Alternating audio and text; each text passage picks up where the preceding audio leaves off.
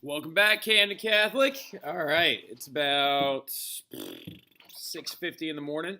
We're gonna go ahead and bang this thing out. Now, some of y'all are like, "Wait a minute, why do we have a flip the day before the test?" All right, well, a lot of the stuff that's on this flip isn't really testable, and if it was to go ahead and show up in any form on the test, it would probably be somewhere in the short answer. Hint, hint. It would probably be what you get to take home, or it'd be somewhere not like a fill in the blank, nothing like immediate, like call to your attention kind of stuff, right?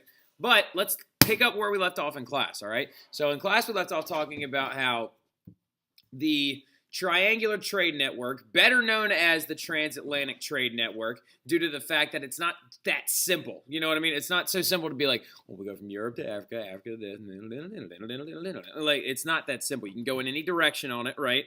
And it's more along the lines of a globalized economic pattern that promotes the use of slavery, which again, we as history teachers and historians and as people of the world wish we could wave a wand and make it vanish off the face of the earth and from our past. But it did incorporate slavery into a raw materials market from the colonies into a processed goods market now back in Europe, right?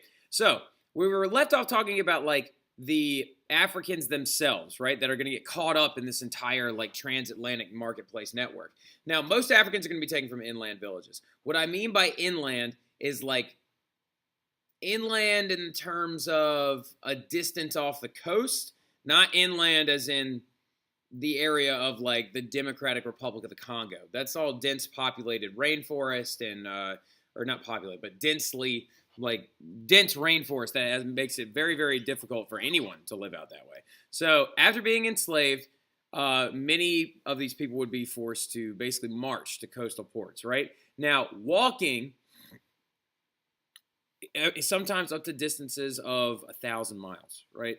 1,000 miles, which would be the same as if we walked from Camden Catholic to Disney World. Now, Disney World being a crazy happy place, the life that lay before these people, not the same. All right. So the big thing about it that we also talked about as well is how a lot of these slave traders are going to acquire these slaves.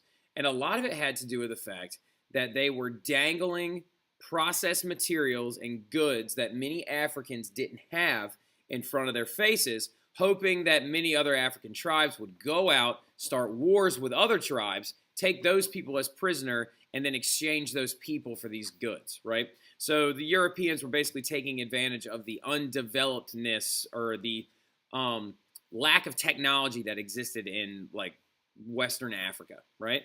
So moving on,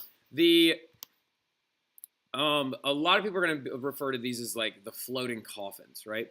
Around 90% of all slaves were taken or picked up on the west coast of Africa in countries like Ghana and the current day Ivory Coast, right? So slaves were crammed below decks in chains, not allowed to get up, not allowed to move. The journey to the Americas lasted anywhere from 3 weeks to 3 months, depending on environmental conditions, weather patterns, different things like that. Now, ships face many risks, though, too. Storms, pirates. So pirates, remember, though, really quickly, are not after these people, all right? Pirates, you have a very, very, weird perception of them, right? Because Hollywood has kind of lied to you for a long time. You see pirates as Johnny Depp in a hat swinging on a rope, right? Well, pirates were actually considered by some to be more like private enterprise kind of people, right? So Queen Elizabeth actually referred to them very often as privateers. They were more like seaborne mercenaries. Pirates, 9 times out of 10, were taking the direction of another country to go and take, steal, or destroy a ship to hinder the trade network of another country. For example, the Dutch paid a lot of different pirates, like Jean Lafitte in Louisiana, with one of America's most famous pirates, to try and destroy Spanish ships while they were at harbor to hurt the Spanish economy, right? So, but back to the slave network, this is an abysmally terrible thing because there is no, these conditions are very unclean. There is no plumbing. They were not allowed to get up or move on this entire, journey, right? So disease ran rampant, disgusting conditions for these people to live in, which is absolutely deplorable and awful. Now, around half of the slaves are going to die from disease or starvation or gross mistreatment. Now, half is an aggressive number. We're including ships that went down at sea. We're including ships where things like cholera or diphtheria like ran rampant through them.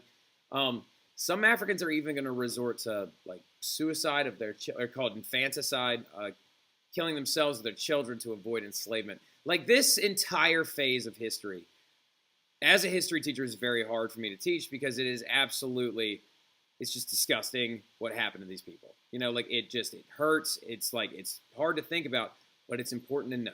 All right. So this right here is like the schematic of what a slave ship would have looked like. And as you can see, these people were packed on there with absolutely no room to move as much as they possibly could like store. And finishing up about the slave trade itself, many African, the impact it had itself on, there we go.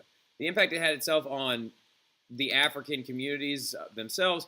Many African cities, villages, societies, they're going to fall apart due to the slave trade, while American cities are going to prosper, right? About 2,000 slaves were sent to the Americas every year in the 1500s. Within 200 years, by the 1700s, that number grew to 80,000 a year due to the growth of plantation economics in South America, Central America, and North America, right? Plantation economics did not really grow and boom up until about the 1700s.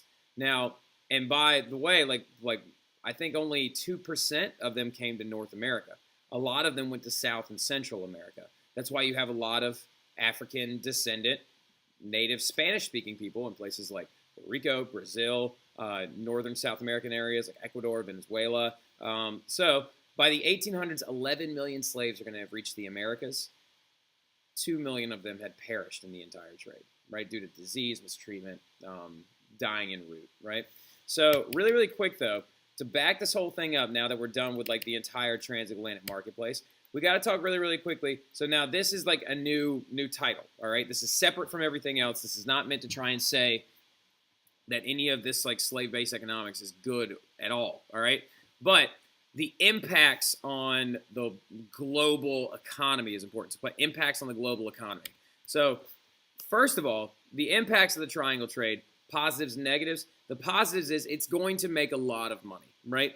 Particularly for Europe. We were talking about this yesterday. Trevor got really, really riled up because he was like, wait a minute, you're telling me they took the stuff from the colonies, made it into something, off slave labor, and then sold it back to them. Like, yeah. And so it's going to make a ton of money, right? This was an unforeseen territory.